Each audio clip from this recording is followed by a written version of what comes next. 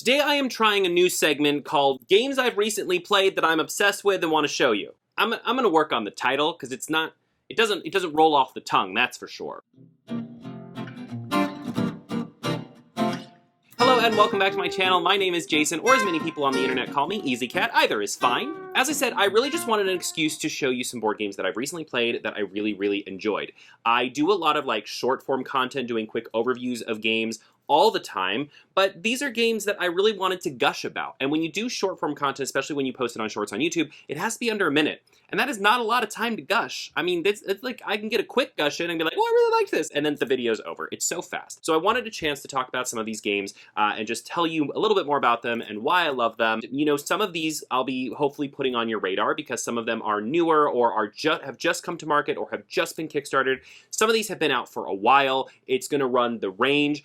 Some of these games are incredibly easy, super beginner friendly. And the last game I'm going to show you, I would say, is definitely not beginner-friendly. It is definitely a much crunchier game. But I'll explain all of that as we go so you can see these games and say, yeah, that seems like something I want to check out, or ooh, maybe that one's not for me. Maybe that's a no. Either way, I hope you discover something new here that gets you excited because all of these games are things that I have recently played and just been so in love with. Like from the first play, I was like, this is so good. I want to shout it from the rooftops. I want to talk about it. And of course, if you enjoy board game content, book content, scrapbooking content, anything else we do here, feel free to like and subscribe. I'd love to see you back here in the future. I got out this box so that I can put the games on it to display them for you because some of them are wee little boxes and some of them are much bigger. So why don't we go in order of size? We'll go from smallest to biggest. Does that sound okay with you? Okay, the first game, he's so little. He's so little itty bitty. Okay, I'll show you a little bit more of the game here in a second, but this is Confusing Lands. Now, this comes from Boardgames, and this was actually sent to me by the designer to show off on TikTok, and I ended up falling in love with the game, and I'm going to explain it to you. I'm going to show you kind of how the cards work here in a second, but I think you'll understand why. So this is a two-player game, specifically two players. It does have a solo mode as well, so if you like a solo game, but it is really... I've played it both, and I do think it's best at two players, though the solo mode is pretty good, but some games, every game you'll find, if you're new to board games, something that you'll find as you get more and more into board games is that regardless of the player count, there is always a player count that is like a sweet spot for games. And for some games, it's 4 players. For some games, it's 8 players. For some games, it's 1 player. It just kind of all depends, but I do really like this one at 2 players. So in this game, each player... Hold on. I can't get the box open. Can you open this for me? It's hard. Oh, hold on. I think I got it. Okay, thank you. Thank you for your moral support. You did great. Everything everybody's been saying about you, all lies, because you're wonderful. And that hat, I think it looks good on you. I can't get this out of the box. Basically, on your turn, you're going to get a couple of these cards, and you have to choose one of them to add to your Confusing Land. And when you add them, they have to essentially overlap with the previous card in some manner. Now, on one side of the card, it's just different icons, scenery. You know, this one has some mountains, it has some jewels, it has this one deer. But on the other side of the card, it will always have a scoring, a scoring bonus, so a way to score points at the end of the game. For example, this one you get points for having long rivers. This one you get points for having rivers run into mountains, things like that. You want to figure out how you're going to stack these, and once you put a scoring side down, you can never cover up the scoring part of that card. So it's got to stay revealed. But here's the catch. At the end of the game, you lose points for every card that you put down with the scoring side face up. In fact, you lose 10 points for every scoring card that is face up, which means that you want to be really strategic with these because if you're going to put down a scoring card, you better make sure that you can at least break even, if not make more points than that, right? Because if you're going to put down a scoring card and you're only going to score 2 points from it and then lose 10 points for having it, you might as well do the other side. So it's this really fun, thinky game. And it does have this drafting element. So you're passing cards back and forth between players to kind of pick and choose what you want to add, which is really interesting. I don't know. It's just this quick, fun, crunchy little puzzle. And this one is great for anybody. Whether you've never played a card game or a board game in your life and you're looking to try it out, this is such a great quick little 2-player game. It is so fun, but it has so much thought to it. as soon as you start playing, you're like, oh, well, that looks like great. Like I could get a lot of points off that, but am I going to get the right cards to get points off that? Am I going to be able to make that work? Am I going to there? And you'll sit there with these cards, just trying desperately to like put them on top of each other in a way that you can get points. And the score when we played at the end of the game, so I won this game that I played. This was my first game that I played. I won with 25 points, and my friend that I was playing with, she got 10 points. She lost 40 points. And I lost 30 points for those face-up points bonuses, which means I only had 3 scoring tiles up, but you really want to maximize those. So you have to be just so careful, and you have to plan ahead, even though you kind of can't, which I think is so fun. But it's just like such a cute little puzzle, but there's a lot of thinkiness to it, and when you figure it out, and it's one of those games that you finish playing around, and then you immediately want to play it again because you want to try and do better. And once you understand how the game works, you're like, okay, I need to try this again because I need to make up for the sham that was my first time playing this because I know I can do better. The art is really cute. The art kind of reminds me of Adventure Time a little bit, and I love Adventure Time, so there's that. Like, you can kind of see it, right? It's a quick game. It only takes like 10 minutes to play. So what's great about that is that after you play once, you can definitely play again, right? Once you kind of get it, you're like, okay, we got to play again, right? And it's one of those games where you can like play over and over. It's also like, even though you're building out a little world, it doesn't take up that much space. So this is a great game to take with you to like the airport, or if you're traveling. It's a tiny little box. It's great for travel. It's also great just like if you need something. Like sometimes I like to keep a couple games in my car if I run into a situation where I like need one little something. Oh, do you want to play a little something? We got a few minutes. You want to play a little something? This is great for that. I mean, look at how tiny this is. This is almost like, it's just slightly bigger than my wallet. I think if you had baggy pants, you could probably fit it in your pocket. Or if you had those cargo pants the kids are wearing, you could open up one of the several buttoned pockets and what? Anyway, this is Confusing Lands, and I really quite like it a lot, and it's really good. And it is available for purchase now. I don't know if it's on like Amazon or the big sites.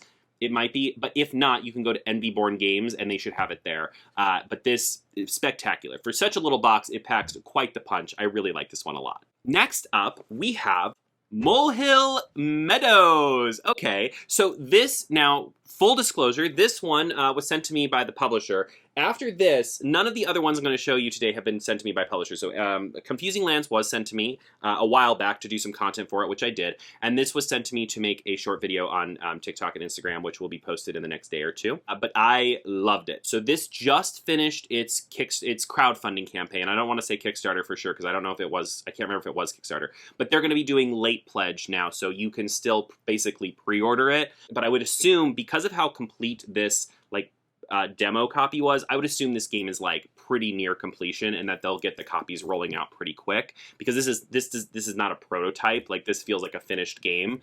So all of that to be said, the other games I'm going to show you today are like fully out in the world, and Confusing Lands is fully out in the world. So this is the only one that you would kind of need to like pre-order. Molehill Meadows. Okay, so this game is a flip and write. So what that means is that you have these cards in the middle of the table, and you can play with like up to 100 players, okay? So that's something I love about games like this too.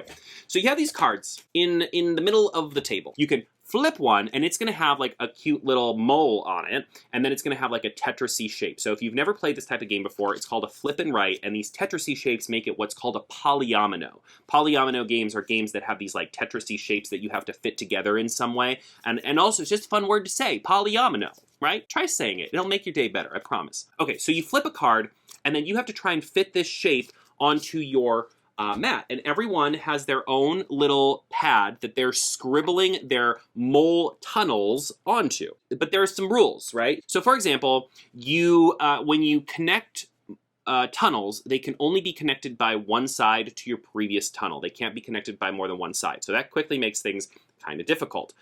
When you go over certain things, you might earn gold because you might dig through some gold. You cannot, however, dig through rocks. Obviously, they're rocks, and you're just a little mole. You also might have some bonus cards in the middle of the table that make you try to dig as many of the flowers of a certain color up as possible. And then you also will find worms. And worms, you get to check off boxes over here, and they eventually give you special powers. So worm powers might let you, on one turn, use that power to be able to connect one of these molehill tunnels to multiple places, as opposed to only being able to connect to one face, which is the normal rule. They might let you if you have like one of these cards out, you might be able to draw the same shape 2 times in a row. These worms end up giving you these special abilities. You're also trying to connect. There are a couple connections you can make. So you can connect the 2 rivers that are in the 2 corners. If you connect those by a single tunnel, you'll get a whole bunch of points at the end of the game. If you connect the flower beds, if you connect the anthills, so connecting those also gives you points at the end of the game. So you're building out this tunnel with random shapes coming out. You don't know what's going to come out next. And you're essentially trying to build these connections and build the most strategic molehill tunnel network system possible to get as many points as possible at the end of the game. And it's quite the little puzzle. And I found that when we play, you know, early on, people just go. They're like, yeah, I'm going to draw this, right? They're very confident in their tunnel making skills. But as the game goes on, you start to get to this point where you're like, how do I even fit that shape? What do I even do with that shape?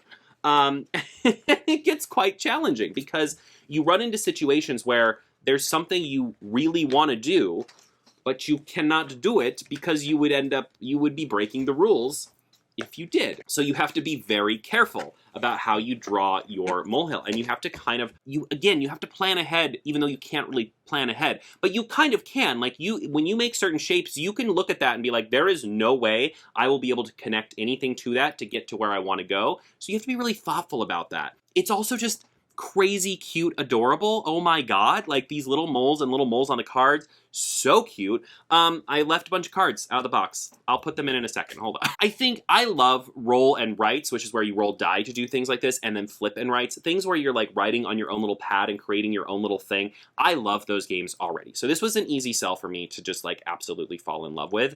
But I think what's special about this one is the fact that you're creating these paths. In a lot of roll and write games or flip and write games, you're kind of creating these like quadrants and these sections. Like one of my favorite games of all time is Cartographers. And in that game, you are very similar. You have a pad of paper, you're filling things in, but you're making like a fantasy map. So yes, things can touch, and obviously the way that you touch things to each other can get you a certain amount of points. But in this one, the fact that you're like trying to branch these things into tunnels, these shapes that oftentimes don't necessarily work in the tunnel system you've tried to build, really like presented a very cool, different concept. Like it kind of took an idea and a type of game that I feel like I've played a million times before and kind of tossed it on its head a little bit in this really fun and exciting way. And it felt like a game, the kind of game that I love, but also fresh and new. I just really liked it a lot. And it's such an engaging puzzle because the whole time you're like, oh my god, I need to cover those flowers, but what shape am I going to get that will fit that? It's a challenge. And again, it's great because anybody can play it. The box does say 20 minutes. I think this is more of a 30 to 45 minutes because towards the end, it gets real thinky and people can take a really long time to draw their shape. I mean, if you play with fast players, maybe 20 minutes, but like when we got towards the end of this game, people were taking like long amounts of time to draw their shape because they were like, what do I do? So keep that in mind. I think the 20 minutes is like a best case scenario. I think this is more of a 30 or 45 minutes, but really this can go any amount of players because you just give one of those sheets to everybody that's playing and you can go up to 100 players, and it does have a solo mode, which is excellent, and you can play one player as well. So I may be doing a playthrough of this on my channel. I think it's one that I think would be really fun to do a playthrough with you guys on. So you may see this one again on my channel because I just absolutely adored it. That is Molehill Meadows, and it was made by Unfringed Co., I believe is the name of the company, and I love it. I hope you get a chance to try it because it's really good. We continue to go in size order. Next up is Harmonies. This game is fully out in the world. I personally ordered it and had it delivered to myself, so I know that you can order it and buy it on the internet. This is from Rebirth, and this game, I'm going to show you the back because I think that's the best way to kind of show you the game. You are essentially creating these animal habitats. First of all, they're like a bajillion games where you're creating animal habitats, okay? And I love almost all of them. Like, it is a theme that I am, like, always game for. I really, really enjoy it. But basically, so you're going to be on your little board creating these animal habitats. I'll let you kind of see what that looks like there. So that's going to be kind of what your board ends up looking like. But you're using these cards to do it. So on your turn, you get a chance to take these cards from the center of the table. They're all arranged in, like, a little tableau. And they will show you the design that you have to get these little chips in on your personal board in order to score that thing. And the more times you do it, the more times you're able to do this design, the more you'll score. So if I just get this design, this penguin habitat on my board one time, I will score 4 points. But if I can make this design on my board 2 times, I will score 10 points. And if I can manage to do it 3 times, I will get 16 points. And when you score one of these, like when you complete it, you put one of these little cubes on top of it, meaning you cannot ever put anything on top of that gray chip again, and you cannot score anything on that gray chip again. But if I then maybe put another gray chip, like the gray chips are boulders, like another one over here and then another water over here, I could capitalize on already having some water there. So you're then trying to, as you get animals, trying to figure out ways that you can sync up these different habitats and overlap them a little bit in order to get the most points possible. But you can only have 4 of these in front of you at a time, and once you do, you can't get rid of them unless you complete them. So if you fully complete it, you get rid of it and you can get another one. But that is, fully completing them is very, very, very challenging. It's easy if you're not thinking ahead to kind of get yourself locked in this situation where you're like, well, I guess I have to build this really difficult habitat. And the chips that you get to pick from are coming out randomly and are in the middle of the table using this thing. So they'll go on these different spots and they're coming out of a bag randomly. So you can go like turns and turns and turns without seeing the color that you need to make the habitat that you're trying to complete. So it's really puzzly. And I want to show you this. Like, this is your player board. This is your player area. This is what you have to work with. That is not a lot of space, okay? And you're trying to get as many habitats and as many animals happily living in harmony in this very small space. So you quickly are like trying to like bonus these things and balance it and figure out how you can get the most bang for your buck, the most points for your dollar, if you know what I mean. But it's a real thinker. It's one that I think it's so easy to learn, and it's so easy to teach, and it's so easy to play. And the fun comes in the strategy of trying to maximize every turn, get the most points every turn. You don't score things until the end of the game, but you're constantly looking for ways like, well, if I put a savanna here, I could maybe make a lion happy, and then in a future turn, I could make this happy, but then if I do that, it might block me from doing this, and so you're just like, the whole time. There isn't a lot of player interaction. The only real player interaction is that other players, when they're taking things from the center of the table, might take something that you really want, and you're like, oh no! So you're always like hoping that they don't take the one you need or want. The other thing I'll say about this game is the art is gorgeous. I mean, it is so bright and vibrant, and especially for when people are newer to games, I love games that just like have such a presence on the table that just like pop off the table. There's 3-dimensionality to it because in some cases you're stacking these chips. So like, for example, the gray chips are rocks, but if you stack multiple of them up, they become mountains. And so you want to do that because you know, some creatures need like mountain ranges in order to live there. And so it has this like 3-dimensionness to it. The art is vibrant and just pops off the table. There's just so much color and life to this game. And so I think it's a great one to as a gateway game. So if you're looking for something to get new people into board games and you're planning to have a game night, you want to show them something they've never seen before and kind of some concepts that they've never seen before in games,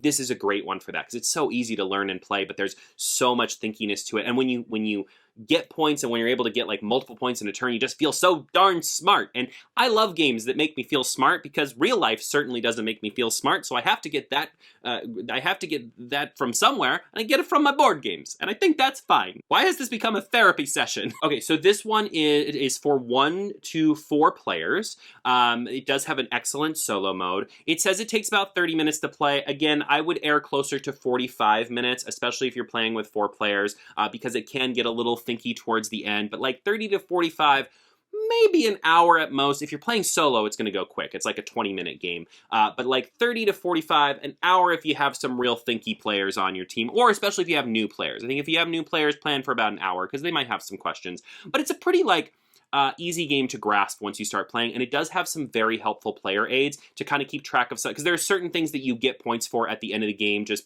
based on like how many mountain ranges you have, or like how long your longest river is, like things like that. You'll get points at the end of the game regardless of the animals that it makes happy. And there's a great little player aid that every player will have to help remind them of those things. So it's great. This is Harmonies. I highly recommend it. I'm realizing that almost every game that I'm showing you today is a puzzle game. So this is a puzzle game as well, and then the next two are less about a puzzle and more about other things. So this is Project L. Now, this is not a new game. A lot of people have played this. They're familiar with it. I've wanted it for a while, and I just recently found it at my local board game store, and I picked it up, and oh my goodness, did I like this a lot. Now, if you like things like Tetris, those polyomino games, it's a fun word, right? You'll like Project L a lot. I mean, this is great. What's happening in this game is you start with a couple of your little polyomino Tetris pieces, and then as you play, you are collecting these cards, which are just nice and thick. We love a thick card. It sounds weird when I say it out loud. Just go with it, it's fine. So then you will take your little shapes, which are in these little baggies, and you have various different kinds of little shapes, and you're going to try and use part of your turn to fill these in. And when you fill these in, you claim them. And if they have points at the end of the game, you'll get that many points. This is worth 1 point. And if they have new pieces, you'll collect those new pieces, and then you also get all the pieces that you used to make this back. So you are accumulating more and more and more pieces as the game progresses. And the hope is that you can then do harder and harder puzzles, which are worth more and more points. Look at that. So it's kind of like an engine builder a little bit, because you're trying to work up these pieces so that you always have what you need to like quickly turn around, like taking a card from the center of the table, filling it, scoring it, getting new pieces, doing it all over again. And you have your little player aid, so you can like take pieces. You can also upgrade pieces, so you can turn in smaller pieces. As you get 3 actions on your turn, and one of them is that you can turn in a smaller piece and upgrade it to the next level, or and then you could upgrade this to the next level. And so you're trying to get like slowly upgrade to these bigger and bigger pieces, because then you can fill in these bigger puzzles faster, and they're worth a lot more points. And it's just real thinky and real puzzly, and what I like about this game a lot is that the turns go very quickly. So on your turn, you can only do 3 things, and it's usually either you're taking one of these cards from the center of the table to add to your little area, you're filling in one of your cards. You can also do an action once per turn that's called Master, the Master action, which lets you put one piece into each of your puzzles in front of you. So that's obviously the most efficient way to get these puzzle pieces into the pieces in front of you, especially if you have like 3 or 4 and you have 3 or 4 pieces, you can like quickly add things. Otherwise, it's one action to place one piece onto one puzzle, which could take a really long time. So the master action helps speed that up a little bit. Turns are really quick. It's a very like fast game. Like when we played it, I was surprised at how quick. I mean, you run through these cards real quick, and the game ends long before anybody was ready for it to end. Like everybody's like, wait, this is the last round? How is this the last round? It does have a solo mode, and it has a couple expansions. Now I have a cat hair just floating in front of me nefariously. What were we talking about? Expansions. It has 2 expansions. I can't tell you what they add yet. I just bought them. They're in a box over by the door because I ordered them. But it does have 2 expansions that add some things to it. I am so excited to try those out. This does play 1 to 4 players. Again, great solo mode. I really like, I mean, puzzle games like this just work so great as a solo mode. But this also plays great with a bunch of people because it plays fast. Up to 4. It only goes up to 4 players, but it plays very quickly. So it's a game that you could play, and then if you wanted to, you could play it again. Though I also think, I don't know if I would call this a warm-up game, but I do think this is a great game I like in between bigger games. So if you're playing like, maybe if you need like that next step, like a warm-up game and then like something a little thinkier, this would be that. It's not like particularly difficult. It's incredibly easy to teach and play and learn, but it gets your brain muscles working a little bit more, because you kind of want to try and build this system of like, pieces come in, pieces go out, puzzles come in, puzzles go out. Like you really want to kind of keep that rhythm going. And I think for newer players, that concept might be a little bit more challenging. So I think it's one that is, it's a little thinkier. It's so easy to learn and it's so easy to play. But in the actual practice of getting points, it's a little brain burner, and I like that a lot. So it takes about 30 minutes to play, and I would say that's right on target. 30 minutes it might even be shorter than that. I feel like this game flies by very quickly, but not too quickly, and it definitely doesn't overstay its welcome on the table, and I think that's a really great place to be. So I liked this a lot. Full of style, full of crunchy puzzliness, but a game that I could easily introduce to anyone and have fun with. All right, I have 2 more games to show you, and they are not puzzle games. So aren't you so excited? Okay, this one is ridiculous, but I'm so excited to talk about it. This is Necromolds, Monster Battles. First of all, look at the art on this box. Isn't it, like, wild? Okay, so let me paint the scene for this for you, because this is a game I'm not really going to be able to, like, show you too much of, because it's just we get too crazy. There are games that are called skirmish games, and essentially those are when 2 players have, like, an army, and they're battling against each other for supremacy. And that is what Necromolds is. It is you can get expansions to make it more players, but at its base set, it is a 2-player.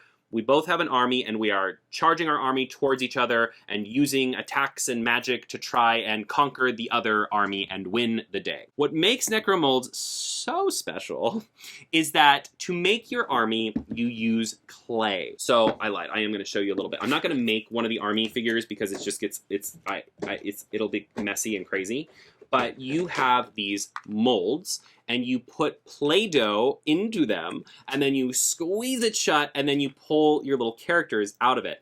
And each character has their own, like, abilities and things that they can do on their turn that allow them to, like, move and attack. And they have attack that they can do close range. They have some of them have long range attack, and some of them can only move a little bit at a time, and some of them can move a lot at a time. So every character, every creature has their own, like, special thing about them. And basically, you have only so much Play-Doh, okay? So this is your amount of Play-Doh, and you can use this amount of Play-Doh however you like. You use all of the Play-Doh to build your army. But some of these Necromolds are bigger, and some of them are much smaller. So you have to decide how worth it is to do a bigger one when you could use that same amount of Play-Doh to maybe do like 2 or 3 smaller ones to like build out your force. So you get to really decide how you want to build your army. In a lot of games, they'll give you like a certain amount of points, right? They'll say like, oh, you have 30 points to build your army, and like each character is worth like 6 points or 2 points or whatever, and so you have to like balance that.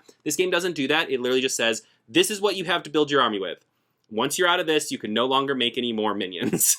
So you make all your minions up front before the game starts, and then you start moving them across this battlefield and trying to attack the other team. And basically, whoever is the last man standing wins. And when you defeat one of the other minions, you get to use your ring of power to squish them on the board. So you literally take this and go and like squish their figure down. I'm gonna be honest with you. I'm gonna be a little vulnerable.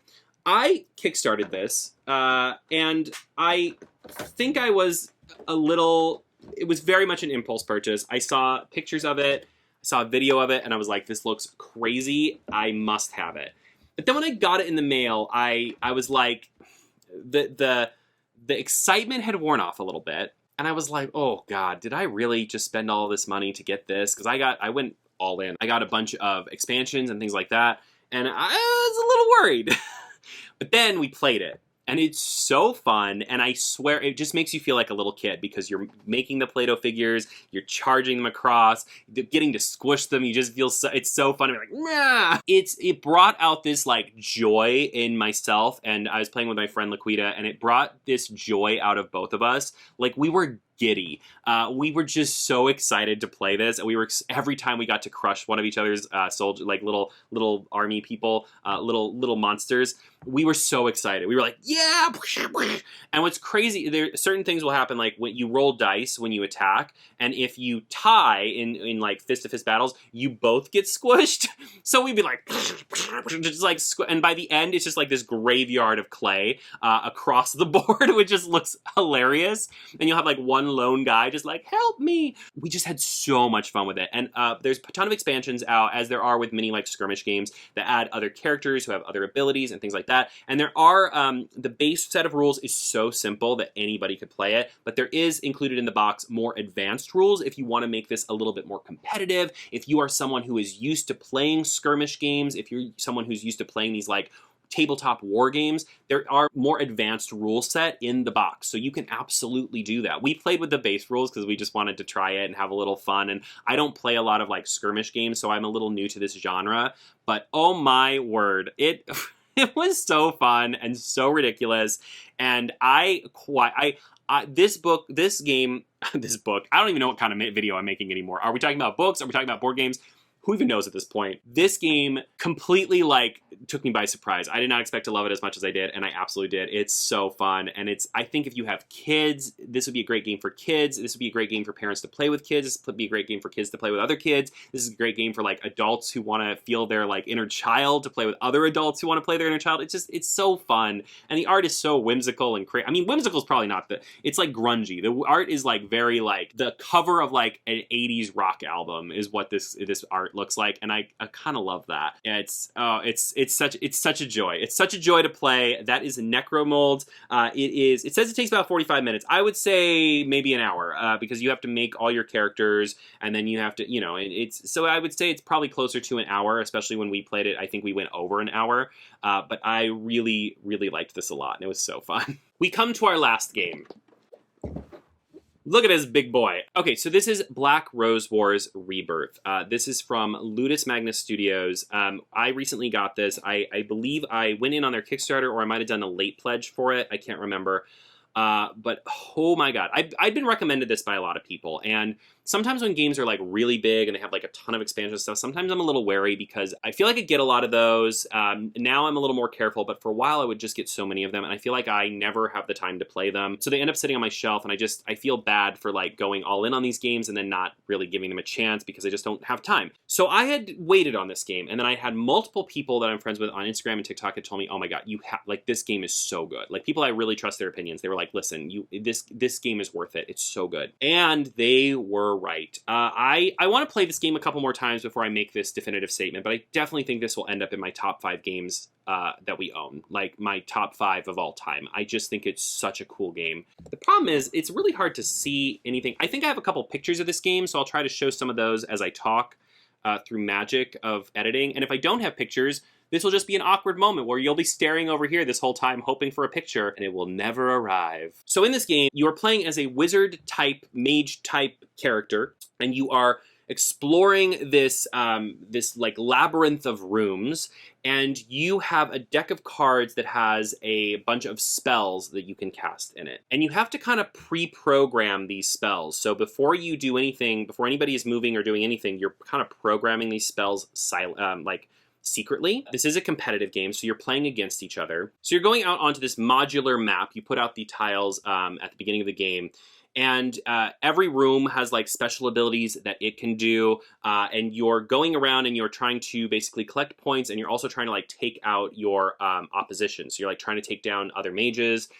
You're trying to complete quests that are secret. You can also summon monsters to help you, and certain monsters will heal you, and certain monsters will go and fight your enemies for you. But what's really cool about this game is that deck of cards that I mentioned. So you start with a very small, this is a deck building game. So what that means, you start with a very small deck of cards. I think you start with six or 7 cards, and you'll be drawing them into your hand at the start of each turn, and you'll be using them to try and cast different spells, and some of them are very, some of them will attack, some of them will defend, some of them will put traps down. But then every turn you get to draw cards from these different schools of magic. So you might start with a hex type of cards, but then you might want to add in some different kinds of magic, maybe some fire magic or wind magic. There are much better names for these in the game. I'm being very general here. So you get to draw cards from any of these magic schools, and then you get to choose which ones you add to your hand. And then as you get through all your cards, you shuffle up this discard pile you've created, and that becomes your new deck. And you're slowly adding these different cards to your deck that are then then you can use them to try and bonus off of each other. And every school of magic sort of has its own rules, and it has its own specialty that it can do. So I was using a totemic type of magic where I was raising totems from the ground that could heal me or do special things for me. But then I was able to add destruction spells into that that could help me with attacking. And then you can add other spells into that which can then maybe help you with defense or help you with traps or things like that.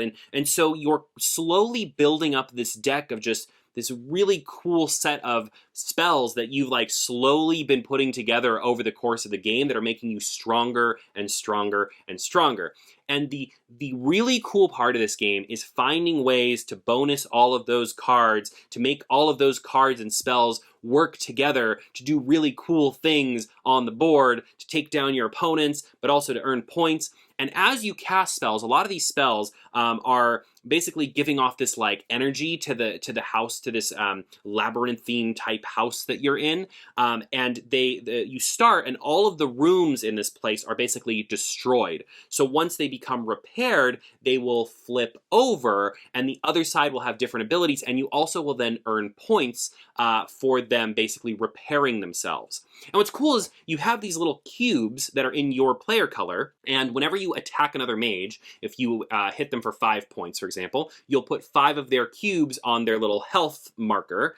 Whenever you do something that helps to repair a room, you'll put however many cubes that you did for repair on that room. Whenever you do any of these little things, you'll put cubes on it. And then when the room is repaired and flipped over, you'll get points based on how many of your cubes you contributed. So and when a player is defeated, you'll also get points based on how much damage you did to them. So you're constantly rewarded for how much you contributed to a thing, which I think is just also really cool.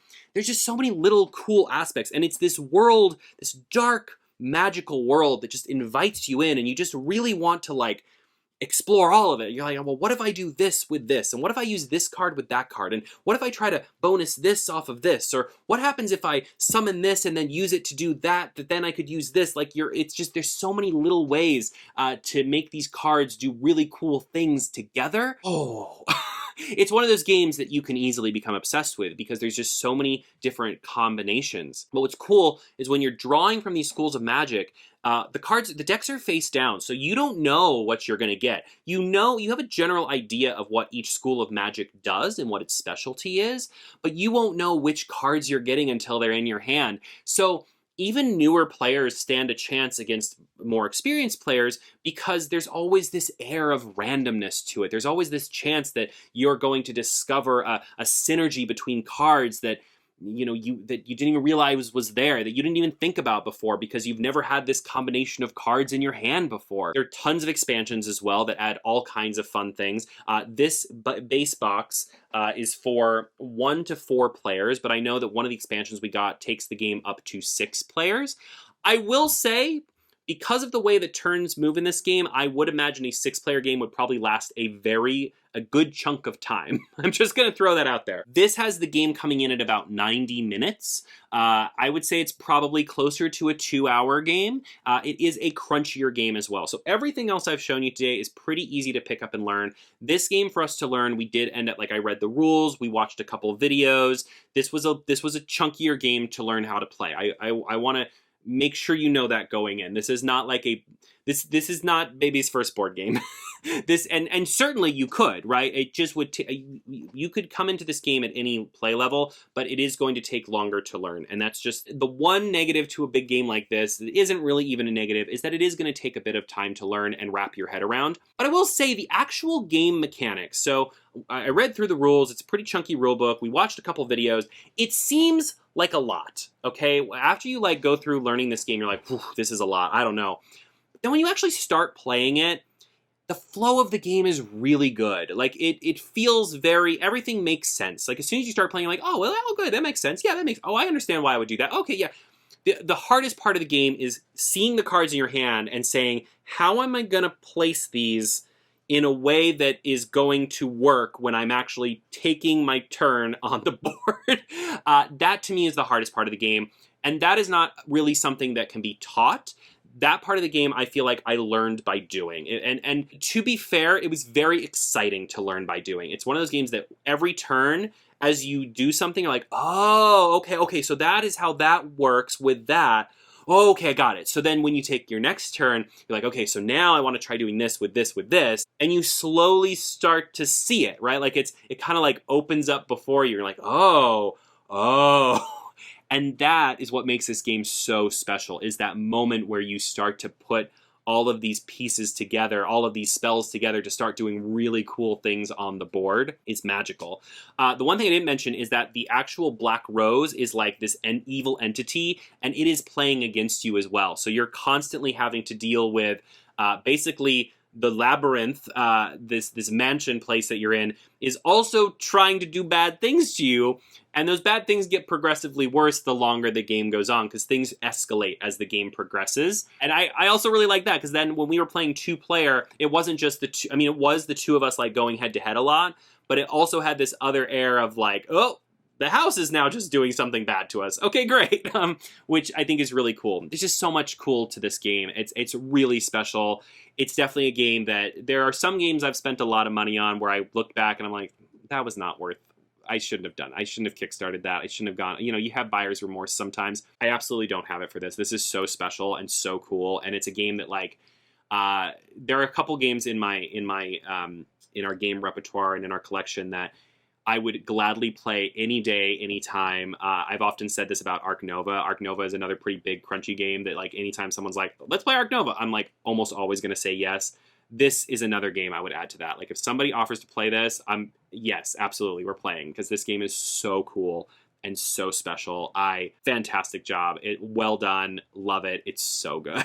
Yo, that's all the games I have to show you today. These are all the games I've recently played and I'm currently obsessed with. First, I have a couple questions. Have you recently played anything that you are just like head over heels, like, wow, this game is so good, I want to play it over and over and over again? I would love to hear that, because I would love to check it out. The other question I have is, how did you enjoy this video? Did you like kind of going over, I've done, a lot of my board game videos recently have been going over one specific game or like doing a full playthrough, but how did you enjoy looking at multiple games at one time and kind of getting some board game recommendations? Did any of these stick out to you? Is there any one of these that you saw that you're like, wow, I really want to check that out. That sounds amazing. I definitely want to look more into that. And are these the type of games that you generally enjoy? I would love to know. Also, if you've played any of these, I would love to know your thoughts on them as well. Of course, here at the end of the video, I do want to mention a couple quick things. If you enjoy my content and want to help me continue making it, please make sure to like and subscribe. That's the easiest way to do so. But I also have a bindery page over at Easy Cat Press. I'll put a link down below. It's essentially like Patreon, but we're using part of the funds from it to publish books. We have one coming out in October 15th called House of Frank,